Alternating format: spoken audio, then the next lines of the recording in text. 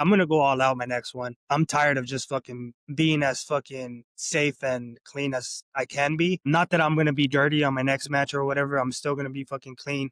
I'm just not gonna have to. I have to just stay confident and just know that regardless of what happens, if I get disqualified, I'm still gonna fucking show out and show the world what the fuck I have. Is there a positive twist to all this though, you guys? Like the fact that people are talking about the sport, the fact that fans are in the comments on YouTube and they're in the comments on TikTok and Instagram saying, "Hey, what about this? What about that?"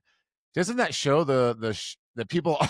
It sounds funny to us because we're so in it, but on the positive side, doesn't it show a good thing because people are caring about the sport, they are paying attention, and they know the rules, and etc. Yes, of Definitely, course, I because think then that positives. lets us know that lets us know that there are other people, just as invested as us, even though that we're strikers, that there are other people, around the world that are just, that are super involved with the sport, just as you mentioned, that they know the rules and they can see this, the the fouls as they are happening live. Also, yeah, do you think that shows a positive aspect as well?